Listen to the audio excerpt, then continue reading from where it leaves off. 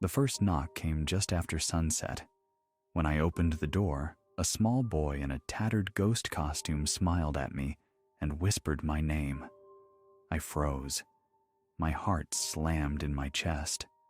No one could know my name, at least no one who wasn't supposed to. I laughed nervously and held out a piece of candy, trying to shake off the sudden chill creeping up my spine. The boy didn't move. He just stared at me, his dark eyes unnervingly calm. "Thank you, Mr. Carter," he said again, soft, deliberate. I stepped back inside, shaking. Maybe it was a coincidence. Maybe a neighbor had overheard me when I introduced myself. I tried to convince myself, but something about the way he said it wasn't normal. The knocks continued, first soft, almost playful, then more deliberate, echoing through the hallway and down the stairs. Each knock made me flinch. Each pause stretched longer than it should. By midnight, I could no longer ignore it. I opened the door. He was there again, grinning, pale, eyes hollowed in a way that shouldn't belong to a child. "You forgot to save a treat for me," he whispered. I slammed the door and locked it, but sleep didn't come. Outside, I could hear soft, deliberate footsteps circling the house. Every Halloween since, the sound returns. Every year, I hear it just outside my bedroom, pacing, waiting. No one else ever sees him. But I know he's there, watching. And I know that one Halloween, he won't be whispering my name. Last year, I attended my friend Angela's Halloween party. Her house was packed, music thumping, the smell of caramel popcorn and fake blood hanging in the air. That's when I saw him, a man in a long black coat and a mask, standing near the punch bowl. I whispered to my friend, "Who is that?" "Who?" she asked, frowning. "What are you talking about?" Nobody else could see him. He smiled at me silently, his presence calm but heavy.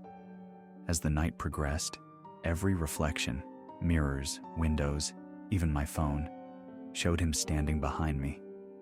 I tried to talk to him. He didn't respond, only tilted his head. At midnight, the party ended suddenly. Lights cut out, music stopped. I looked for him, gone, but the feeling lingered, a weight pressing on my chest, watching. I left Angela's house that night and promised myself I wouldn't return next year. But I still feel eyes on me in every crowd, and sometimes I swear I see him in mirrors when no one else is around. I found the skeleton costume in a dusty thrift store, a full-body suit with glowing eyes on the hood. The tag read, "Wear at your own risk." I laughed. How scary could a costume really be?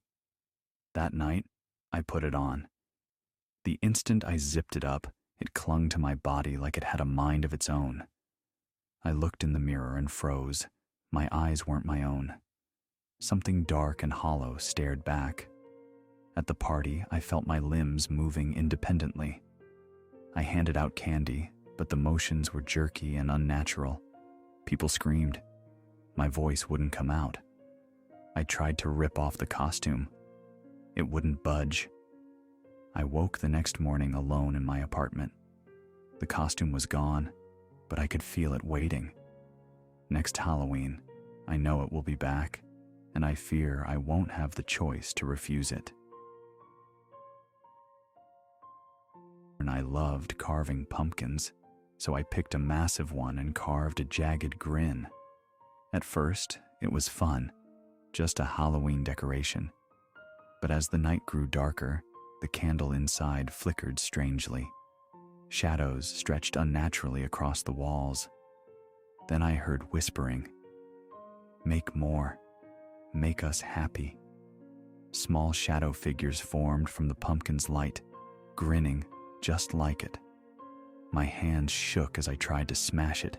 It rolled across the floor and split open. Inside, the seeds writhed like tiny worms, glimmering faintly. The next morning, dozens of tiny pumpkins lined my porch. Each one grinned wider than the last. Every Halloween since, I hear whispering when I carve a pumpkin, demanding more. I never thought a pumpkin could watch me. Ever since my parents died in that car accident 5 years ago, I'd been living with my aunt. I never really celebrated Halloween after that. Too many memories. But last year, I felt the need to get out, to pretend I was normal for one night. I was driving home through the fog when I saw a house glowing with jack-o'-lanterns. I had never noticed it before, but something pulled me in. Inside, the air smelled of wet leaves and wax. Antique furniture sat frozen in time. Shadows moved independently. Children appeared, smiling with hollow eyes, whispering, "Welcome." "We've been waiting." I tried to leave. Every door led to another hallway. Stairs twisted and ended abruptly. Panic surged through me. I smashed a window to escape. When I looked back, the house had vanished, leaving only empty fog. Every Halloween, I drive past the same street, praying I never see it again. But sometimes, the lights flicker, and I swear it's there. I was taking my younger brother trick-or-treating when we came to a house at the edge of the block. Only a single candle burned on the porch. A small child floated there, holding a basket. "Take one, or stay forever," it whispered. We ran, but the streets changed. Corners looped endlessly, houses stretched impossibly. Every turn led back to that candle-lit house. Hours passed, though it felt like minutes. Only when we tumbled back onto our familiar block did reality snap back. Even now, every Halloween, I hear soft giggles outside my window. I know that child is still waiting for anyone who lingers too long.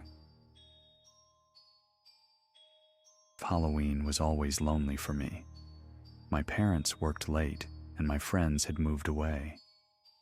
The haunted house volunteer gig seemed like a chance to finally feel part of something.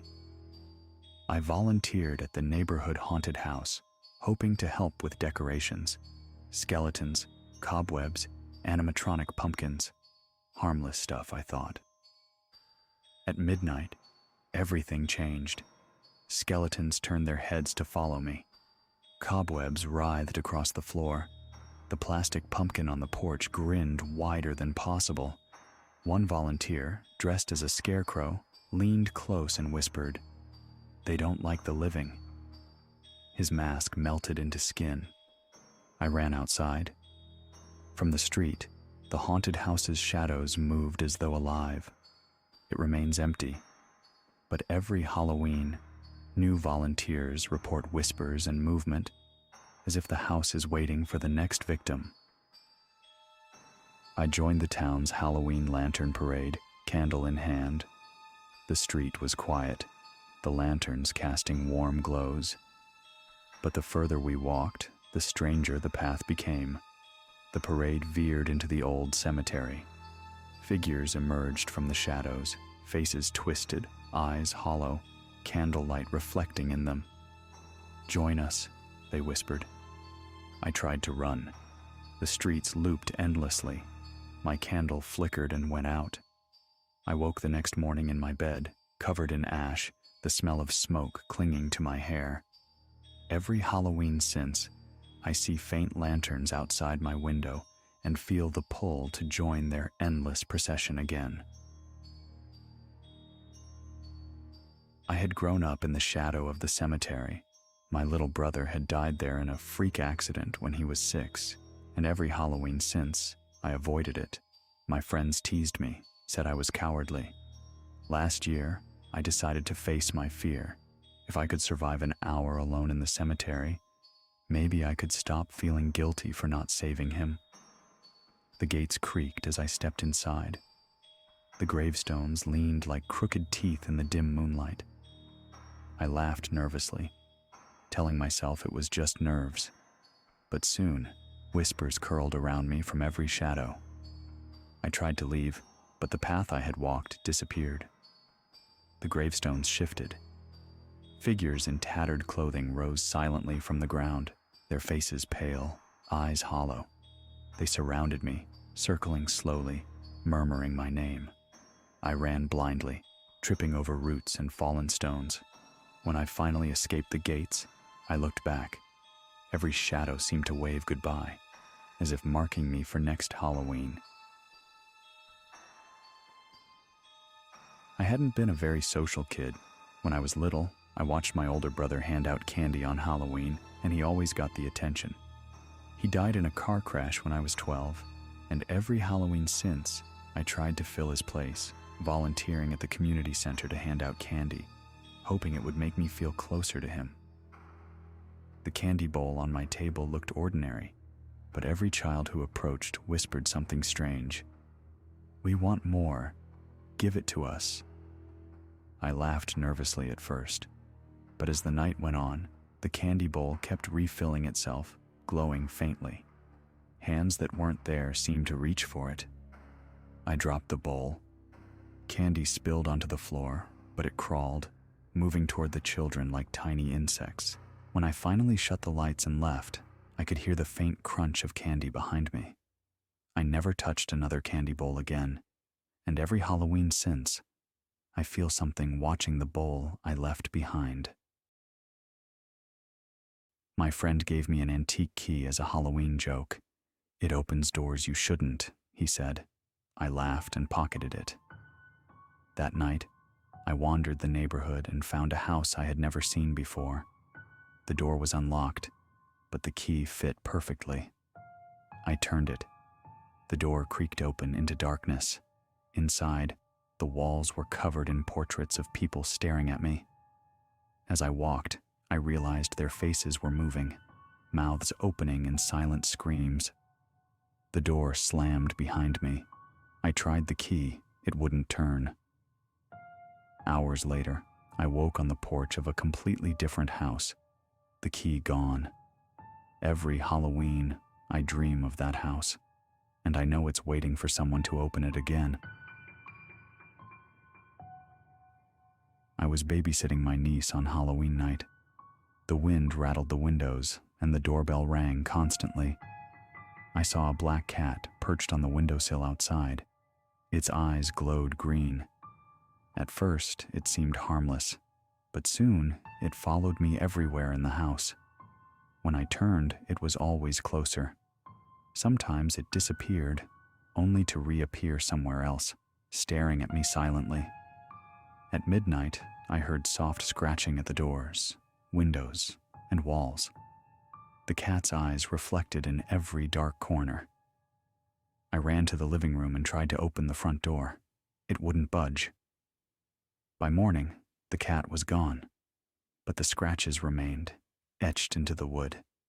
Every Halloween, I swear I see two green eyes staring at me through the window, waiting.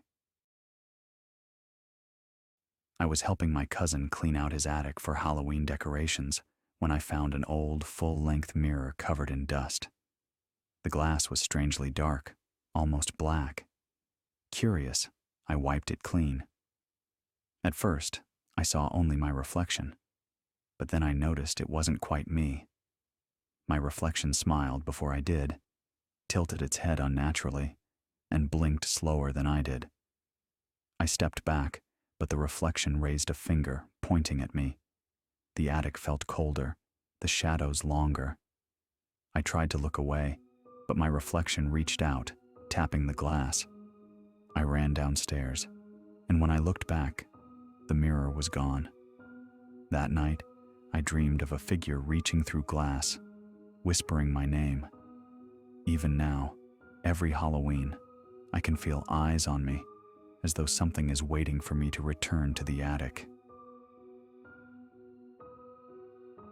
I volunteered at the town's pumpkin patch for Halloween.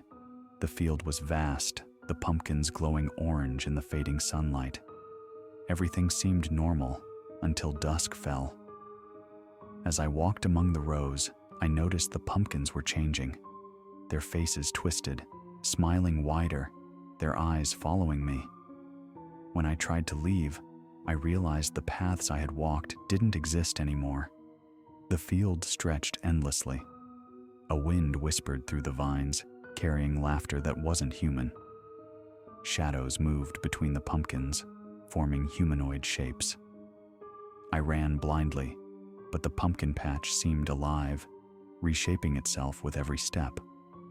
When I finally stumbled out, I was back at the entrance, but the sun had never set, and the field looked perfectly ordinary. That night, I dreamt of the pumpkins, their hollow eyes watching me, reminding me that Halloween isn't just a day, it's something that waits,